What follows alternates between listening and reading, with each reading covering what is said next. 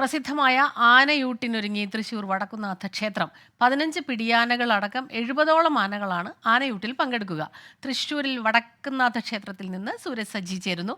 Sooraj, good morning. അവിടെ ക്ഷേത്രത്തിൽ എല്ലാ ഒരുക്കങ്ങളും പൂർത്തിയായോ? ശരിക്കും പറഞ്ഞാൽ ഈ ആനപ്രേമികൾക്ക് മാത്രമല്ല, അവിടെ എത്തുന്ന മറ്റുള്ളവർക്കും ഇതൊരു വലിയ കൗതുക കാഴ്ച കൂടിയാണ് ആനയൂട്ട്, അല്ലേ?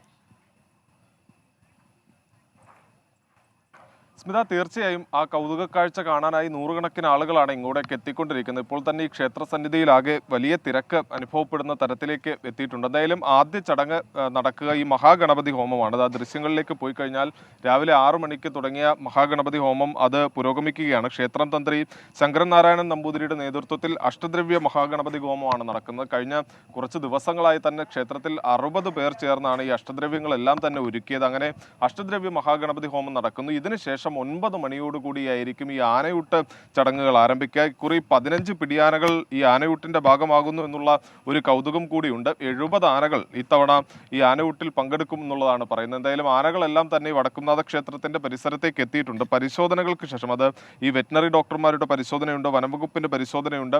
അത്തരം പരിശോധനകൾ പൂർത്തിയാക്കിയ ശേഷമായിരിക്കും ഈ ആനകളെ ക്ഷേത്രത്തിനകത്തേക്ക് പ്രവേശിപ്പിക്കുക. അത്തരം പരിശോധനകൾ മറുവശത്ത് നടക്കുന്നുണ്ട്. 9 മണിക്കായിരിക്കും ഈ ആനയൂട്ട് ആരംഭിക്കുക. ആനകളെ സംബന്ധിച്ച് ഈ കേരളത്തിലെ തന്നെ ഏറ്റവും വലിയ ആനയൂട്ട് എന്നറിയപ്പെടുന്ന ഈ വടക്കുംനാഥ ക്ഷേത്രത്തിലെ ആനയൂട്ടാണ്. ഏറ്റവും അധികം ആനകൾ പങ്കെടുക്കുന്നു.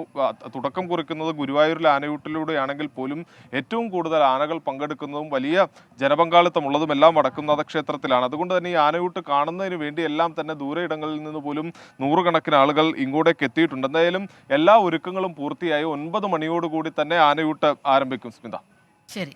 സൂരജ് സജ്ജിയാണ് തൃശ്ശൂരിൽ നിന്ന്, വടക്കുന്നാഥ ക്ഷേത്രത്തിൽ നിന്ന് ആനയൂട്ടിന്റെ വിശേഷങ്ങളുമായി നമുക്കൊപ്പം ചേർന്നത്.